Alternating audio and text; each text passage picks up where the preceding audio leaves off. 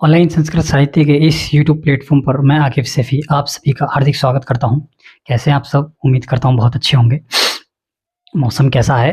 बारिश चल रही है और लगभग सभी जगह बारिश हो रही है क्योंकि गर्मी जो है वो बहुत हो रही थी और मौसम भी ये बारिश वाला है थोड़ा। चलिए, पिछली कक्षा जो थी वो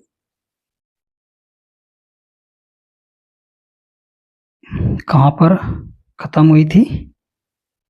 हाँ, ऋग्वेद के भाष्यकार। ऋग्वेद के भाष्यकार हमने पिछली वीडियो में देखे थे और उसके बाद हमने बात की थी ऋग्वेद के पाश्चात्य अनुवादकों की। ऋग्वेद के जो पाश्चात्य अनुवादक हैं, आज हम वहाँ से प्रारंभ करेंगे और जो भी 4-5 टॉपिक इसमें कवर हो सकते हैं वो हम कवर करने का पूरा प्रयास करेंगे। ठीक है, चलिए हेडिंग डाल लो फटाफट से, ऋग्वेद के पाश्चात्य अनुवादक। आज मैं 2-3 मार्कर ले आया हूँ तो समस्या नहीं होगी। ठीक है, हेडिंग डाल लो, ऋग्वेद के पाश्चात्य अनुवादक। ऋग्वेद के पाश्चात्य अनुवादक।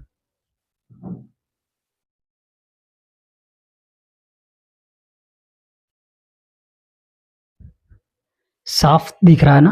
मैं एक बार कंफर्म कर लेता हूँ साफ दिख रहा है कि नहीं, क्योंकि पिछली बार जो वीडियो थी उसमें बहुत सारी चीज़ें कट गई थी। आज मैंने उसका विशेष ध्यान रखा है तो चीज़ें कटेंगी नहीं। ठीक है, बात कर रहे थे ऋग्वेद के पाश्चात्य अनुवादकों की। तो सबसे पहले हम बात करते हैं विल्सन। दूसरे पर professor hog.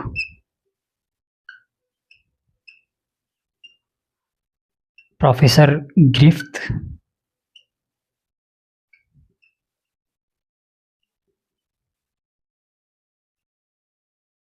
Doctor Keith.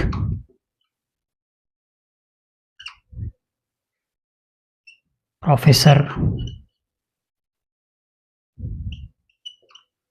Oldenburg. छठे पर आ जाएंगे लोडविन। सातवें पर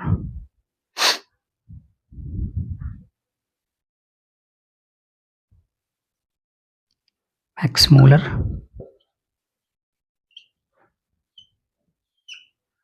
और आठवें पर फ्रीडिस रोजेन। नौवें पर हो जाएंगे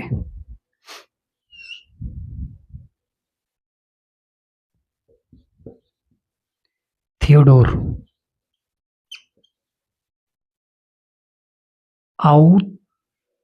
आउटफ्रेख्ट।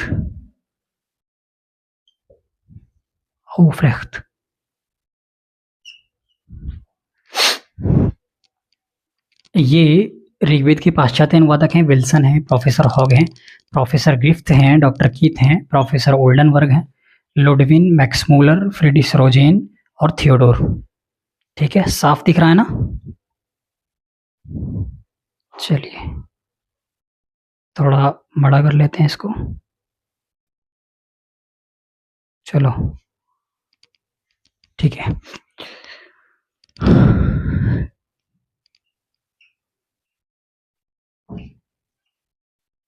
इन्होंने जो अनुवाद किया था उसको एक बार लिख लेते हैं। जो विल्सन है, इन्होंने ऋग्वेद का अंग्रेजी अनुवाद किया था। अंग्रेजी। प्रोफेसर हॉग ने भी अंग्रेजी अनुवाद किया था। प्रोफेसर ग्रिफ्थ ने भी अंग्रेजी अनुवाद किया था और डॉक्टर कीथ ने भी अंग्रेजी अनुवाद किया था। उसके बाद ओल्डनबर्ग ने जर्मन और लुडविन ने जर्मन और फिर मैक्स मूलर ने भी जर्मन। फ्रीडिस रोजेन थे, इन्होंने लैटिन और थियोडोर ने रोमन। ठीक है, ये भाषाएं, ठीक है ना, अंग्रेजी भाषा ये, ठीक है, ये जर्मन भाषा है, ये लैटिन भाषा और ये रोमन भाषा। फटाफट से इसको उतार लो। Wilson, professor Hogg, professor Gift, doctor Keith, professor Oldenberg, Ludwin, Max Muller, Fridis Rosen और थियोडोर। विल्सन ने अंग्रेजी, फिर अंग्रेजी, फिर अंग्रेजी और फिर अंग्रेजी।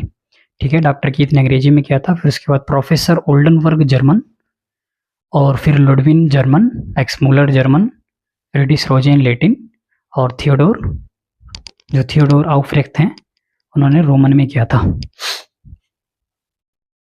ठीक है, चलिए उतार लिया आपने, साइड हो जाए, दिख रहा होगा। चलिए उसके बाद यहाँ पर जगह तो है नहीं, तो इसको साफ कर देते हैं यहाँ से।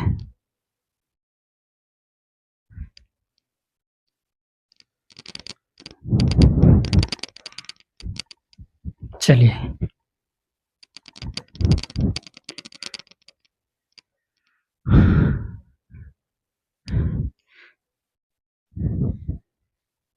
ऋग्वेद में हेडिंग डालो।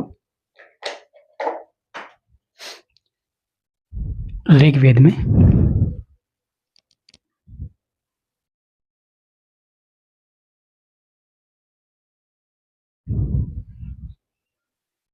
24 ऋषिकाओं का उल्लेख।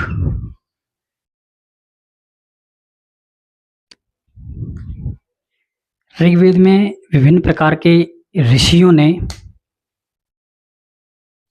मंत्रों को देखा है। ठीक है, और ऋग्वेद में 24 ऋषिकाओं का उल्लेख हमें मिलता है। ठीक है, कितनी ऋषिकाएं हैं? 24 ऋषिकाएं हैं। 24 ऋषिकाओं में कुछ महत्वपूर्ण ऋषिकाएं लिख सकते हैं आप। ठीक है, जिनमें से यहाँ पर लिख लो, जिनमें से प्रमुख निम्न है। जैसे हम बात करें सूर्य, सावित्री। ठीक है, सूर्य, सावित्री, इंद्राणी, अदिति,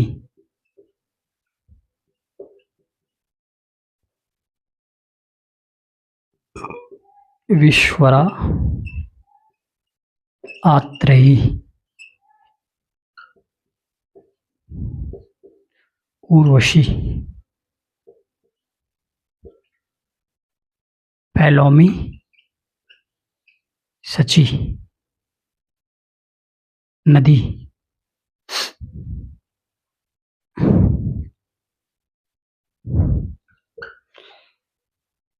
ठीक है, सूर्य, सावित्री, इंद्राणी, अदिति, विश्वरात्रि, उर्वशी, पैलोमी, सची, नदी, शश्वती, अंगिरशी।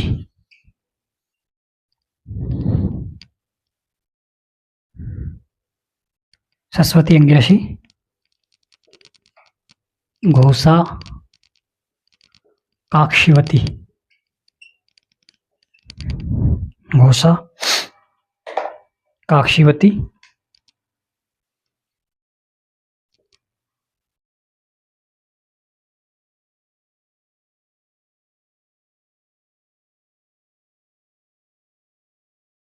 यमी, वैवस्वती, यमी, वैवस्वती,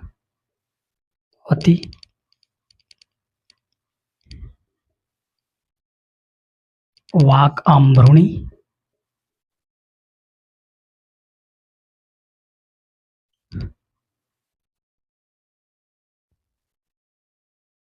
शर्मा देवशुनि,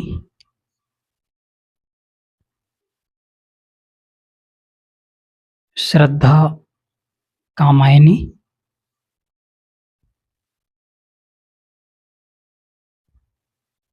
गोधा,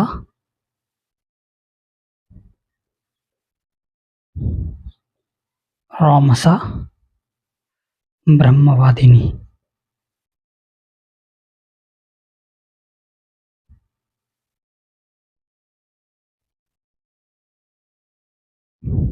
ठीक है। ऋग्वेद में कुल 24 ऋषिकाओं का उल्लेख हमें मिलता है, जिनमें से प्रमुख ऋषिकाएं निम्नलिखित लिखी हुई हैं। देखिए, सूर्य, सावित्री, इंद्राणी, अदिति, विश्वरा, आत्रेय, उर्वशी, पैलोमी, सची, नदी, शश्वती, अंगिरशी, घोषा, काक्षवती, यमी, वैवस्वती, वाक आम्भृणी, शर्मा देवशुनि, श्रद्धा कामायनी, गोधा, रोमशा, ब्रह्मवादिनी इत्यादि कितनी ऋषिकाएं हैं? 24 ऋषिकाओं का उल्लेख हमें ऋग्वेद में मिलता है। ठीक है, फटाफट से इसको उतार लो। ये 24 ऋषिकाएं हैं। मैं देख लेता हूँ अब अभी साफ दिख रहा है कि नहीं। हाँ, ठीक है, थोड़ा जूम कर लेंगे इसको। काफ़ी है, स्क्रीनशॉट ले लो इसका। चलो वापस आ जाओ, इसको हम साफ कर देते हैं यहाँ से।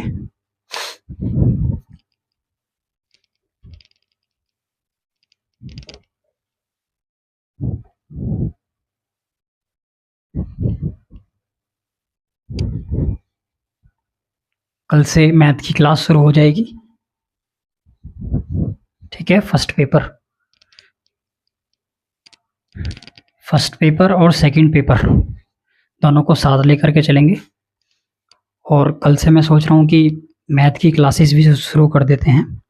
और देखिए, मैथ ही ऐसा है जो थोड़ा डिफ़िकल्ट लगता है फर्स्ट पेपर का। बाकी जो थ्योरिकल चैप्टर्स हैं, जैसे टीचिंग एप्टीट्यूड है या और भी कम्युनिकेशन है, कॉम्प्रिहेंशन है, एनवायरनमेंट है, तो ये तो थ्योरिकल चैप्टर है, इनको किताबों से भी पढ़ा जा सकता है।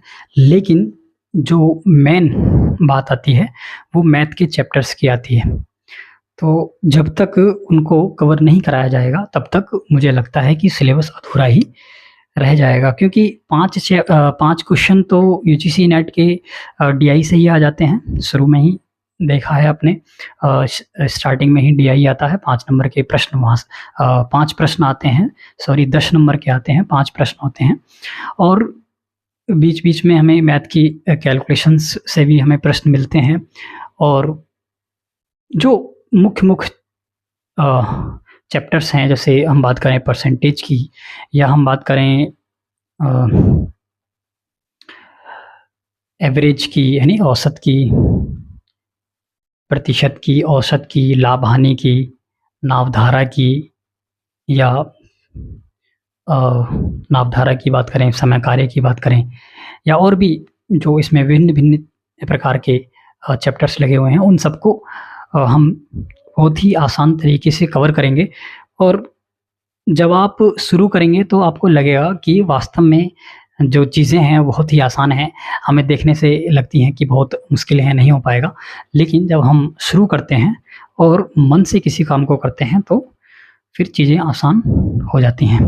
ठीक है, तो हमने अभी ऋषिकाओं का उल्लेख किया था, आपको बताई 24 ऋषिकाएँ हैं। उसके बाद अच्छा, मैं यहाँ पर लिख कर के रखता हूँ जो बिंदु होते हैं।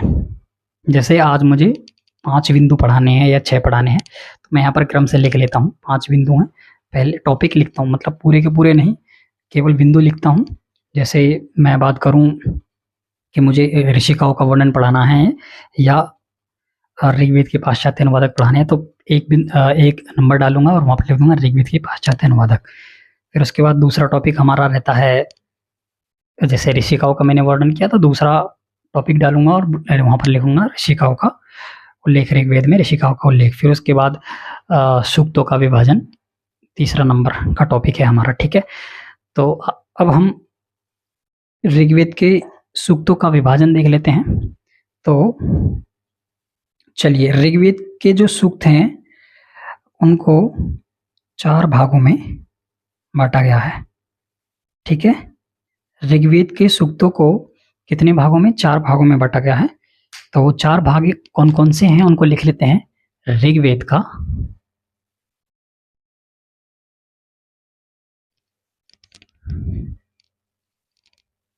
यहाँ पर लिखो, ऋग्वेद को, ऋग्वेद के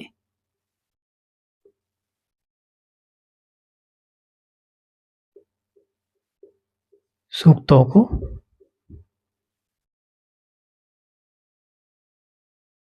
मुख्य रूप से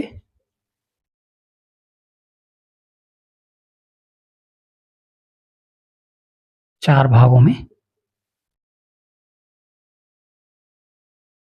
बांटा गया है। राइटिंग ठीक नहीं है, लेकिन आपको समझ आ जाएगा। ठीक है, जो लिखा हुआ है वो आपको दिख जाएगा। 4 भागों में हम बांट लेते हैं।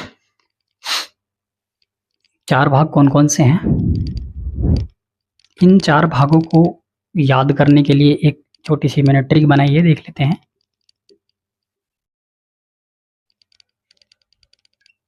धर्म, दर्शन, लोक और संवाद। ठीक है, धार्मिक, दार्शनिक, लौकिक और संवाद सूक्त। 4 प्रकार के सूक्त है ना। धार्मिक, दार्शनिक, लौकिक और संवाद।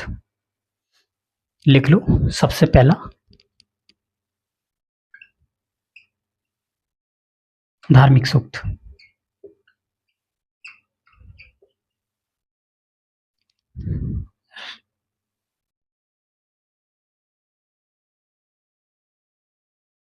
ऋग्वेद में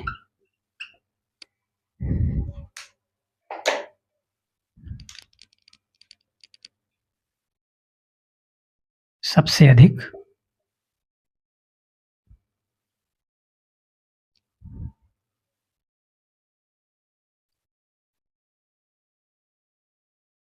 धार्मिक सूक्तों का उल्लेख है, या कहें कि ऋग्वेद का अधिकांश भाग धार्मिक सूक्तों का है। ठीक है, ये लिखना चाहो लिख लो। ऋग्वेद का अधिकांश भाग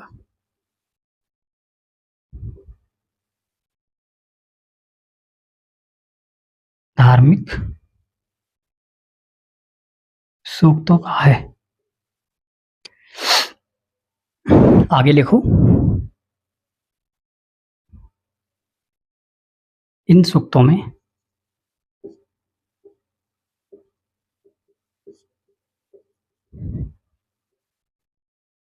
इंद्र आदि देवताओं के स्तुति परक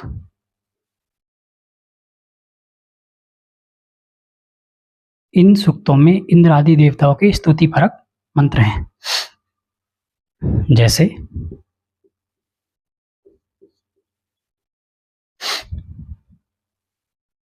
अग्नि,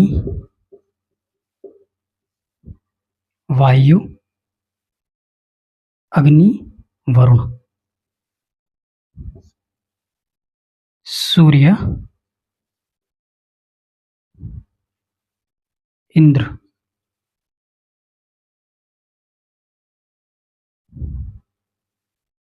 उषस,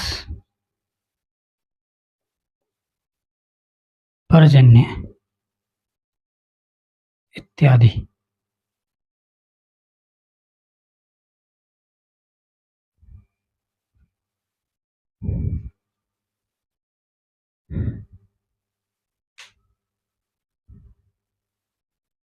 लिख लो।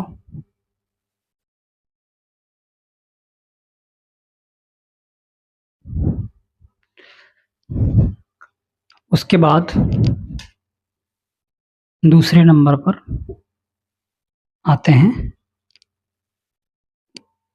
दार्शनिक सूक्त।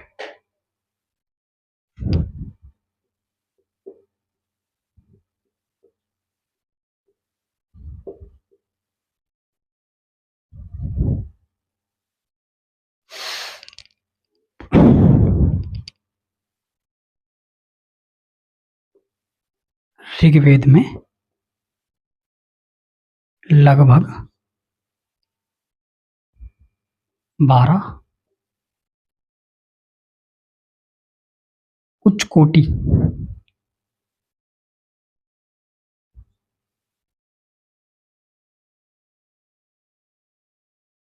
के दार्शनिक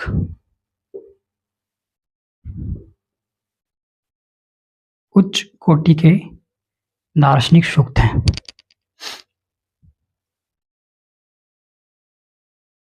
ठीक है,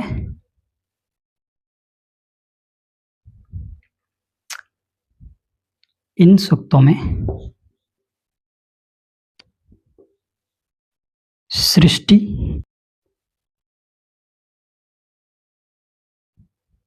सृष्टि की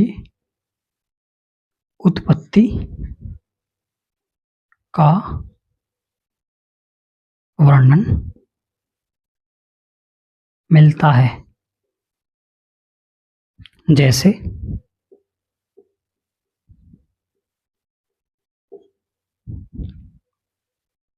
पुरुष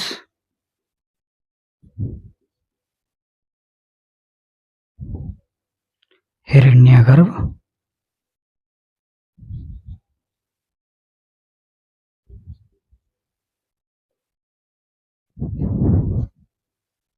वाक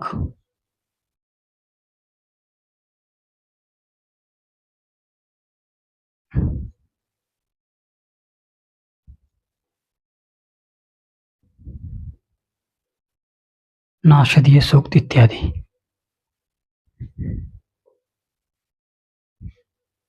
लिख लिया।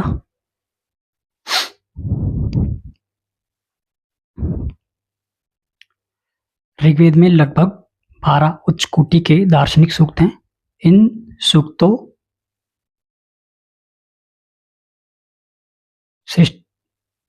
सृष्टि की उत्पत्ति का वर्णन। इन सूक्तों में सृष्टि की उत्पत्ति का वर्णन मिलता है। जल्दी से उतार लो। चलिए इसको साफ कर दें। 2 रह गए नहीं, दार्शनिक हो गई, लौकिक और संवाद सूक्त।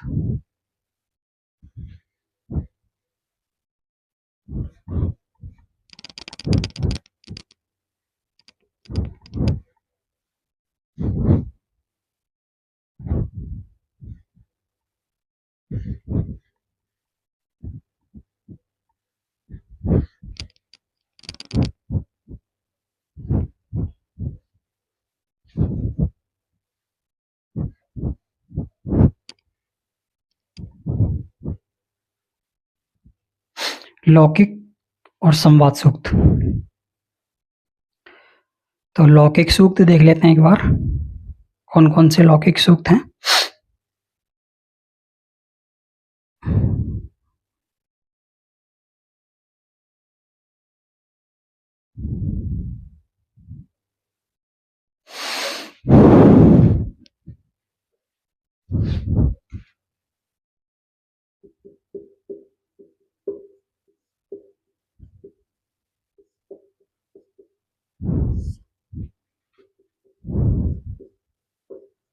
ऐसे सूक्त जो लौकिक नहीं,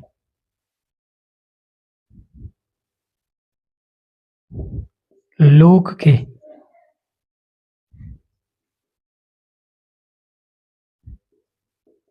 कल्याण के लिए कहे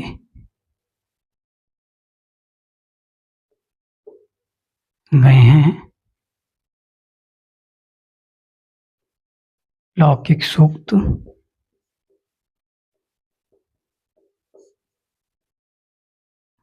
कहलाते हैं।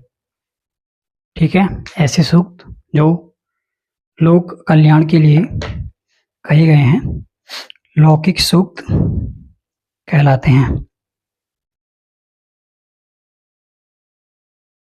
जैसे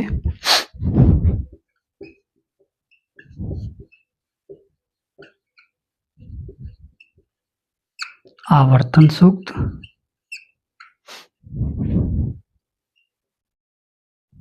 विवाह सूक्त,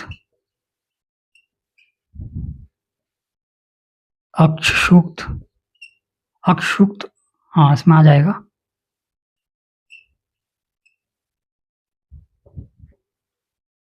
औषधि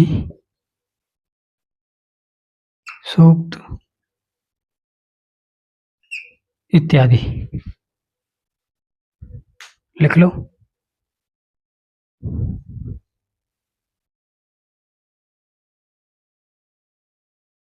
ठीक है,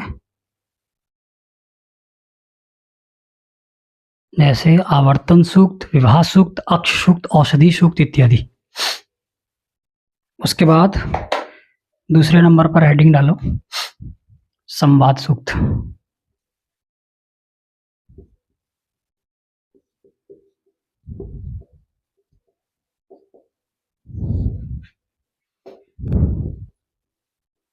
ऐसे सूक्त जहां दो या दो से अधिक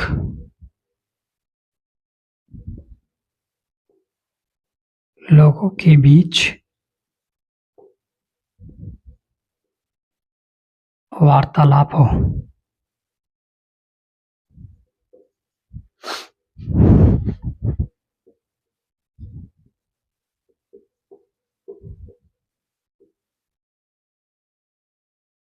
संवाद सूक्त कहलाते हैं। जैसे जैसे यम यमी, यम यमी संवाद सूक्त। संवाद सूक्त लिख लो यहाँ पर, सब के आगे लगा देना। ठीक है, ये संवाद सूक्त सबके आगे लगा देना। यम यमी संवाद सूक्त। पुरूर्वा उर्वशी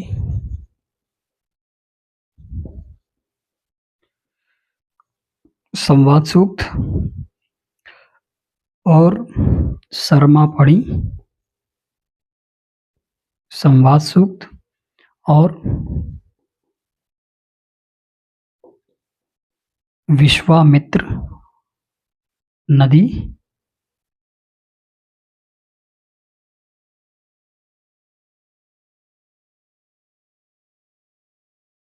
संवाद सूक्त। ठीक है, विश्वामित्र नदी संवाद सूक्त। चलो उतार लिया, साफ कर देंगे इसे। स्क्रीनशॉट ले लिया होगा इसका, लो साइड हो गए, स्क्रीनशॉट ले लो इसका।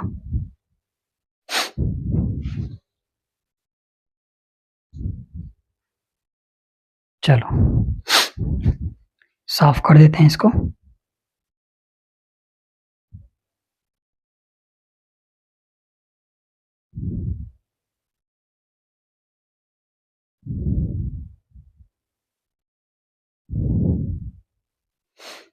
अगला टॉपिक डाल लो ऋग्वेद के महत्वपूर्ण सूक्त।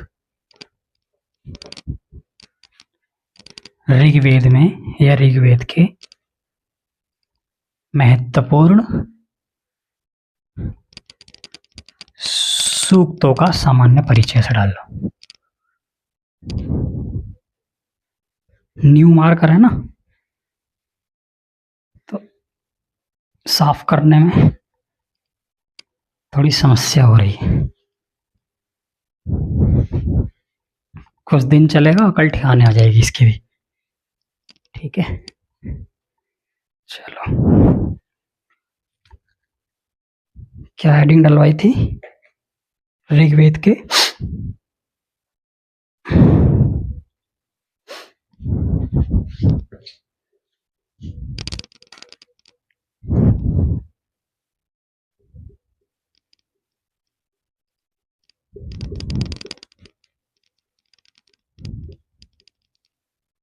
महत्वपूर्ण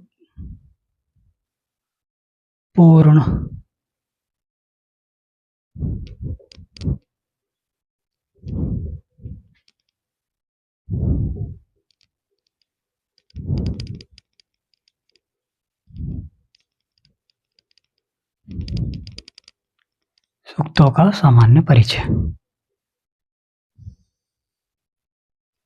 ठीक है, इसको देख लेते हैं एक बार, सही दिख रहा है कि नहीं। ठीक है, अब यहाँ तक लिख लेंगे और नीचे तक। चलिए, अग्नि, यहाँ से लिखना शुरू करो। अग्नि, वरुण, सूर्य, इंद्र।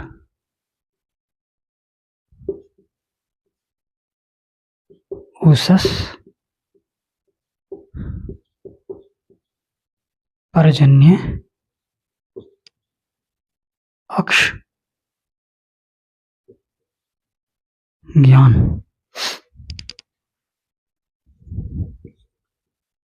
औरुस,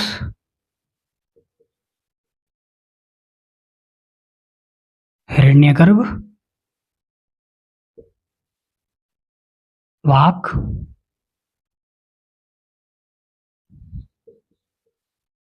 और नास्तिय।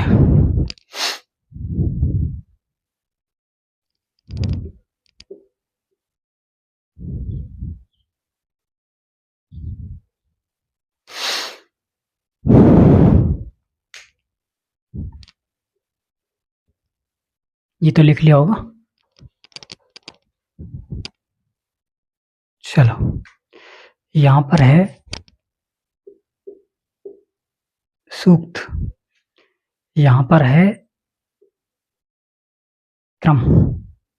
दिख रहा ना? मैं एक बार देख लेता हूँ। हाँ ठीक है, दिख रहा है। इसके ऊपर भी लिख देंगे अब तो हम थोड़ा सा और। चलिए, क्रम लिखेंगे यहाँ पर। अग्नि का 1.1।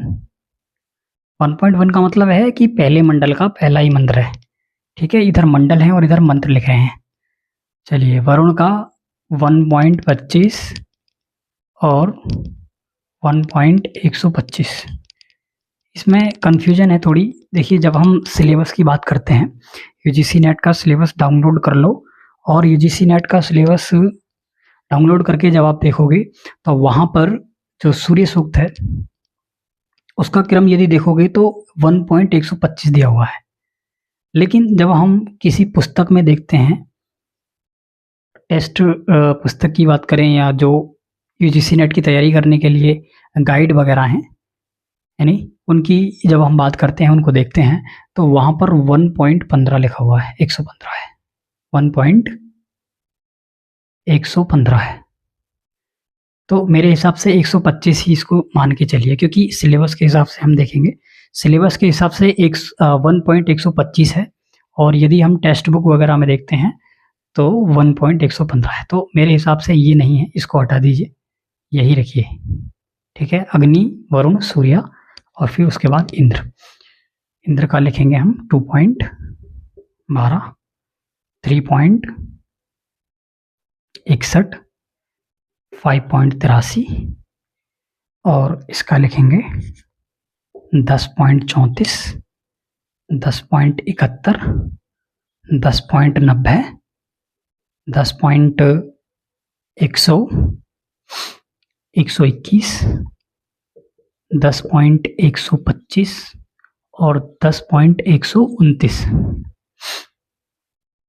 ये तो आपको पता है ना कि ये पॉइंट का मतलब है, यानी पॉइंट के इधर जो है, पॉइंट के इधर जो है, ये क्या है? ये मंडल है। और पॉइंट के इधर जो है ये मंत्र है, यह सूक्त है। ठीक है, 10वें मंडल का पहला सूक्त है, सॉरी पहले मंडल का पहला सूक्त है। और ये वरुण सूक्त जो है वो पहले मंडल का 25वां सूक्त है, और सूर्य सूक्त जो है वो पहले मंडल का 125वां सूक्त है। ऐसे ही इंद्र सूक्त जो है वो दूसरे मंडल का 12वां सूक्त है। उषस सूक्त तीसरे मंडल का 61वां सूक्त है। पर्जन्य सूक्त 5वें मंडल का 83वां सूक्त है। और अक्ष सूक्त 10वें मंडल का 34वां सूक्त है। ज्ञान सूक्त 10वें मंडल का 71वां सूक्त है। ऐसे ही देख लेना, ठीक है। अब इतने समझदार तो आप हैं ही कि इसको तो आप लगा सकते हैं। अच्छा, हमने सूक्त देख लिया, उसका क्रम, उसके बाद हम इनके ऋषि देख लेते हैं। ऋषि, क्योंकि ऋषि बहुत जरूरी हैं, प्रश्न पूछे जाते हैं यहां से।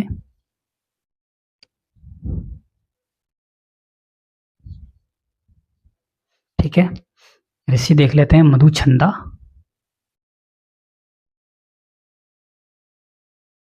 मधुछंदा, वरुण की सुनासेप, कुत्स, अंगिरस, दूसरा मंडल की घृतश्मद लिखवाए थे हमने पहले, है नहीं? अच्छा, जब हम पहली वीडियो में थे तो वहां पर हमने ये इनके लिखवाए थे।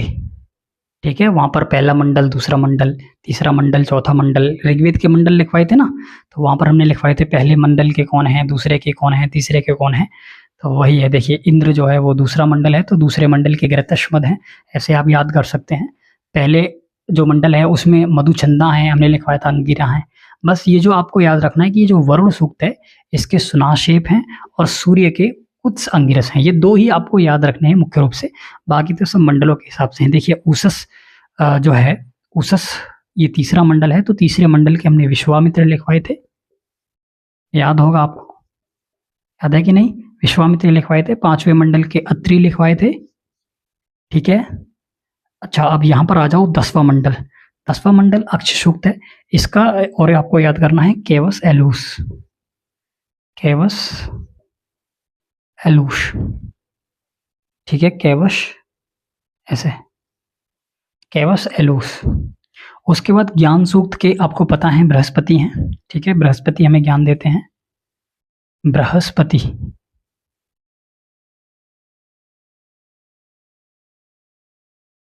बृहस्पति, और फिर उसके बाद पुरुष नारायण। ठीक है, पुरुष नारायण और हिरण्यगर्भ प्रजापति, परमात्मा, और अंतिम प्रजापति।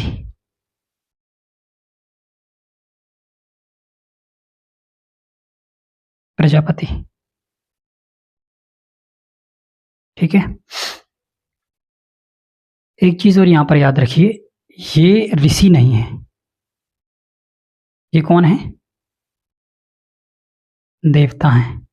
ये केवल तीन प्रजापति देवता हैं, परमात्मा देवता हैं और प्रजापति देवता हैं। ये ऋषि हैं। ठीक है, ये देवता नहीं है। ये कौन है? ये ऋषि हैं। ये केवल इन 3 मंडलों में लागू है नियम। ठीक है, ये विशेष नियम है, तो इन तीनों में लागू होगा। बाकी ये ऋषि हैं। अच्छा, ये देवता हैं, ये ऋषि हैं, लेकिन इन तीनों का उल्टा है, ये ऋषि हैं, ये देवता हैं। ठीक है, कोई परेशानी? मुझे नहीं लगता है कि होगी। चलिए, अच्छा छंद बहुत पूछता है, छंद पूछता है नहीं? छंद लिख लेते हैं, त्रिष्टुप। पूरा लिखूं? चलिए समझ लेना है नहीं, त्रिष्टुप, इसमें भी त्रिष्टुप है। नहीं नहीं नहीं नहीं, शुरू में ही गलती कर रहे हो। त्रिष्टुप कहाँ से आया? 9 मंत्र सबले हैं इसमें, तो गायत्री छंद है। चलिए कोई बात नहीं, गायत्री, गायत्री। ठीक है, उसके बाद इसमें त्रिष्टुप है, इसमें भी त्रिष्टुप है, और इसमें भी त्रिष्टुप है। इन तीनों में लगातार त्रिष्टुप है। फिर उसके बाद जो छठा मंडल है, पर्जन्य सूक्त जो है, इसमें त्रिष्टुप है और अनुष्टुप है। अनुष्टुप जो है वो दूसरा, तीसरा, चौथा और नौवां, ये जो मंत्र हैं, ठीक है, ये जो मंत्र है, यानी दूसरा मंत्र, तीसरा मंत्र, चौथा मंत्र और नौवां मंत्र, इनमें कौन सा है? अनुष्टुप है, और बाकी में त्रिष्टुप है। ठीक है, अब यहां से अक्ष और ज्ञान में जगती है और यहां से वाक में जगती है, तो ये याद रखो। यहां से आ जाओ, त्रिष्टुप तो है ही, त्रिष्टुप तो कॉमन ही है, और यहां पर सातवें में जगती है। सातवें में कौन सा है? जगती है। अब उसकी बाद हम बात करते हैं त्रिष्टुप और जगती की, और फिर उसके बाद जो पुरुष सूक्त है, इसमें त्रिष्टुप और अनुष्टुप है। ठीक है, इसमें त्रिष्टुप और अनुष्टुप है। उसके बाद बाकी सब में त्रिष्टुप आ जाएगा, त्रिष्टुप है। और फिर ये जो वाक है, इसमें भी मैंने बताया था कि त्रिष्टुप और जगती है, तो ये आएगा त्रिष्टुप और जगती। जगती जो छंद है वो दूसरे मंत्र में है, दूसरे मंत्र में। ठीक है, उसके बाद जो नासदीय सूक्त है, ये अंतिम है और अंतिम में त्रिष्टुप है। ठीक है, दिख तो रहा है ना, साफ चमक रहा है आपको? चलिए, साफ दिखना चाहिए। अच्छा, इधर से थोड़ा टेढ़े हो गए, कोई बात नहीं। यहाँ पर मंत्रों की संख्या लिख लो, मंत्रों की संख्या 9, थोड़ा इधर से लिखेंगे, 9, 21, 17, 15, इसमें 15 है। ठीक है, इंद्र जो है, उषस जो है इसमें 7 हैं, उषस में 7 हैं और पर्जन्य में 10 हैं। इसमें यहां से लगाओ हिसाब।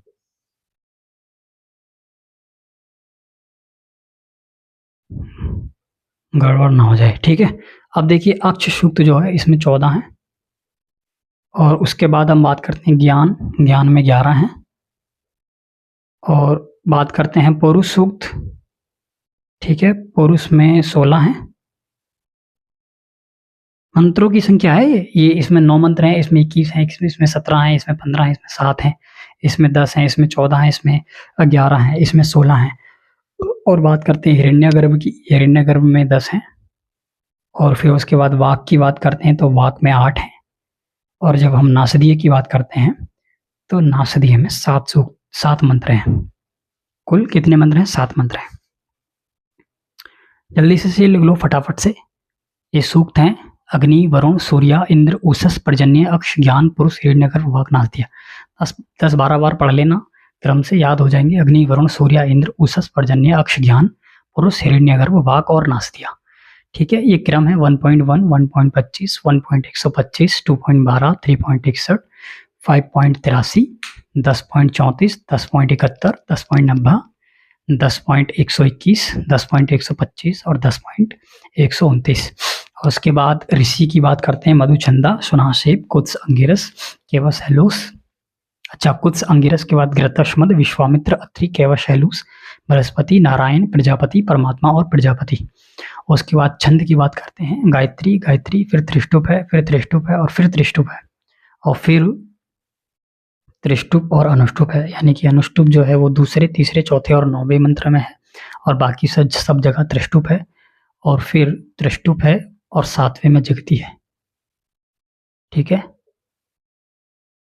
त्रिष्टुप है और 7वें में जगती है, फिर त्रिष्टुप है और अनुष्टुप है, और फिर बाकी के जो अंतिम 3 बचे हैं सब में त्रिष्टुप है।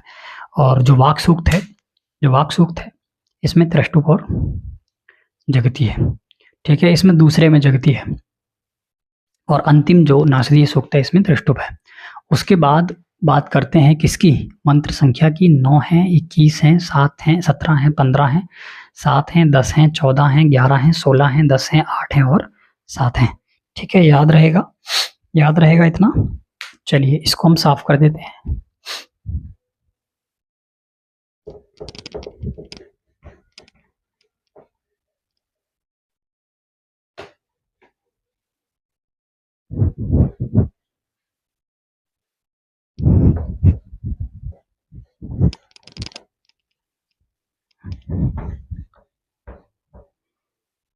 कल से मैथ के लिए तैयार हैं आप सब? मैथ की क्लासेस होगी यहीं पर।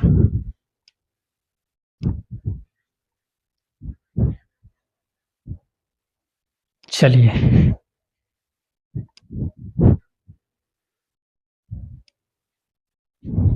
मैंने कई बार बोला है कि जब भी आप वीडियो पर आएं तो वीडियो की स्पीड को थोड़ा बढ़ा लें, क्योंकि मुझे ऐसा लगता है कि मैं थोड़ा मंदा बोलता हूँ, तो स्पीड को बढ़ा लेंगे तो थोड़ा मेरी आत्मा को भी शांति मिलेगी। चलिए,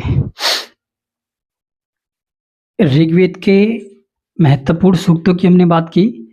अगली हेडिंग डालो, ऋग्वेद के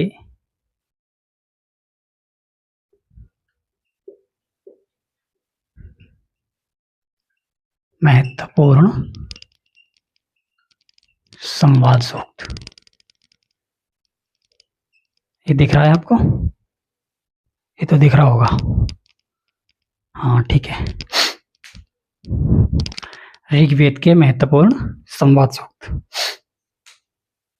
लिख लो फटाफट से। हमारा जो सिलेबस है, ये मक्षिका कहाँ से आ गई? यूजीसी नेट का जो सिलेबस है, यूजीसी नेट का जो सिलेबस है उसमें मुख्य रूप से 4 सूक्त लगे हुए हैं। क्रम से उन चारों को लिख लेते हैं। यहां पर सब हैं। यहां पर कौन है? यहां पर सब हैं। अब देखिए, पहले यहां से यम यमी संवाद सूक्त। दूसरे पर आएंगे पुरूरवा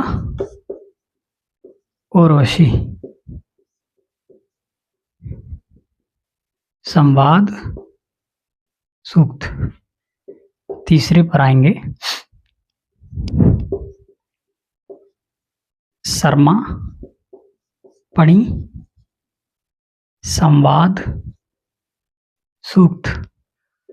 चौथे पर आएंगे विश्वामित्र नदी संवाद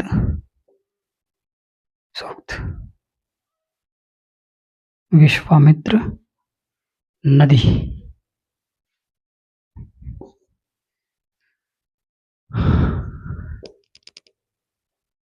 अच्छा, इनके देवता भी लिखवाने। इनमें ऋषि और देवता लिखवाने की जरूरत नहीं है, क्योंकि इसमें जो बोलता है वो ऋषि होता है और जो सुनता है वो देवता होता है। जैसे कि यहाँ पर मैंने आपको बता रखा है कि ये कौन से सूक्त हैं, ये संवाद सूक्त हैं। कौन से सूक्त हैं? संवाद सूक्त हैं। तो यहाँ पर 2 लोगों का आपस में संवाद होता है। जैसे एक यम है और एक यमी है, 2 लोग हैं, ये दोनों आपस में संवाद करते हैं। यदि यम बोलेगा और यमी सुनेगी, तो जो बोलेगा, जो यम बोलेगा तो यम ऋषि होंगे, जो बोलेगा वो ऋषि होते हैं। नहीं, जो बोलेगा वो कौन होंगे? वो ऋषि होंगे। और जो सुनेगा वो कौन हो जाएंगे? देवता हो जाएंगे। तो जैसे यम बोल रहे हैं तो यम ऋषि हैं और ये देवता हैं।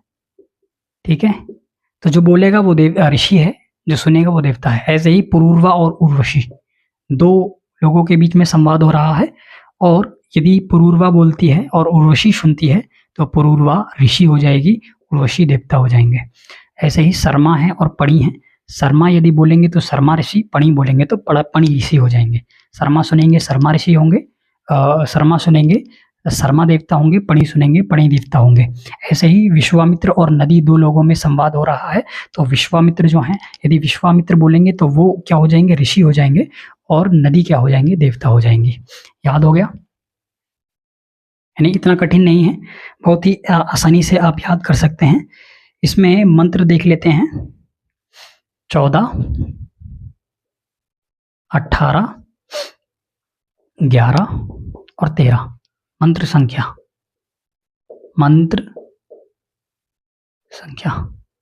ठीक है, जो यमी है उसमें 14 मंत्र हैं, पुरूरवा उर्वशी 18 मंत्र हैं, शर्मापणी 11 मंत्र हैं, और विश्वामित्र नदी संवाद सूक्त जो है इसमें 13 मंत्र हैं।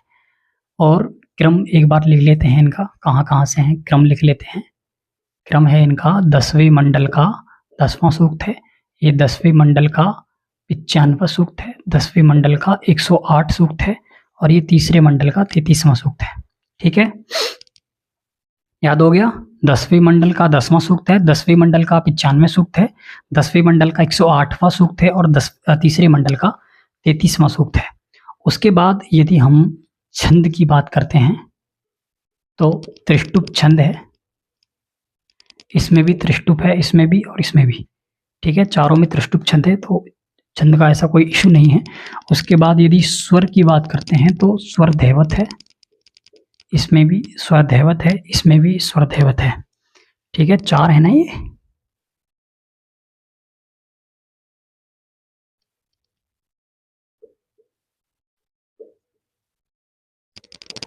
स्वर धैवत, इसमें भी स्वर धैवत है और इसमें भी स्वर धैवत है। ठीक है, चलिए इसको फटाफट से उतार लो, फटाफट से उतार लो इसको। समय देख लेते हैं कितना हो गया, 52, 50। तो फिर हम एक काम करते हैं, समय बहुत ज़्यादा हो गया है, 1 घंटे की वीडियो हो जाएगी और एक विषय और मुझे कवर करवाना था आज, लेकिन संभवतः मुझे ऐसा लगता है कि आज मेरी तबीयत थोड़ी ठीक नहीं है, इसलिए थोड़ा टून जो है वो थोड़ी दबी सी है और कुछ मूड भी नहीं था। तो पर क्लास तो लेनी थी, इसलिए जितने भी लोग क्लास में जुड़े रहे उन सबका बहुत बहुत धन्यवाद है और आगे से ऐसे ही कक्षाएं आपको मिलती रहेंगी। अच्छा, अगला जो टॉपिक रहेगा वो ऋग्वेद का जो छोटे-छोटे टॉपिक हैं, महत्वपूर्ण टॉपिक हैं, जहाँ से वन लाइनर क्वेश्चन बनते हैं, यानी जहाँ से वन लाइनर के ऋग्वेद से प्रश्न पूछे जाते हैं, वहाँ से। और उन सारे टॉपिक को हम एक वीडियो में कवर करेंगे और मुझे लगता है कि वो एक ही टॉपिक जो है उसका एक ही वीडियो में बनाऊँ, क्योंकि एक ही वीडियो में उसको हम कवर करेंगे और मुझे लगता है कि वो काफ़ी विस्तृत विषय है। यदि उसमें एक आध टॉपिक और जोड़ दिया तो फिर मज़ा ख़राब हो जाएगा और ये बोर्ड भी चेंज हो जाएगा। ये व्हाइट बोर्ड की जगह पर थोड़ा अलग लुक आपको मिलेगा। अगली जो क्लास आएगी उसमें थोड़ा अलग लुक मिलेगा हमारा। ये आपको दिख तो रहा है ना साफ। अच्छा, एक समस्या और आती है इसमें, वो समस्या आती है कि जब आप वीडियो देखते हैं तो उसकी क्वालिटी 360 पर अच्छी नहीं आती है और अगला जो स्टेप है वो सीधा 720 वाला है, यानी कि 440 वाला जो स्टेप आता है वो मिस है। यानी ये बहुत बड़ी समस्या है और मुझे लगता है कि समस्या काफ़ी बड़ी है। इसका समाधान हम खोज रहे हैं, हमारी टेक्निकल टीम देख रही है, कुछ इशू हैं, लेकिन चलिए उस समस्या को अभी हम सॉल्व कर देंगे। आगे से हम 440 में इसको रिकॉर्ड करेंगे तो संभवतः 440 वाला ऑप्शन भी आपके पास होगा। ठीक है, क्योंकि 720 वाला जो फॉर्मेट है उसमें थोड़ा नेट ज़्यादा लगता है, मुझे जहाँ तक लगता है। तो 720 में मैं भी नहीं चलाता हूँ, यदि मैं किसी की वीडियो वगैरह देखता हूँ तो 720 में तो मैं भी नहीं चलाता हूँ, नहीं, या तो 360 में देखता हूँ या 480 में। तो इतनी अच्छी वीडियो क्वालिटी इसकी है नहीं कि 360 में या 300 में के लगभग में इसकी क्वालिटी अच्छी हो जाए। इसकी क्वालिटी थोड़ी कैसी है, डाउन है। तो चलिए आज की क्लास यहीं पर हम ख़त्म करते हैं। क्लास हो गई है, जिसको जाना है वो जा सकता है।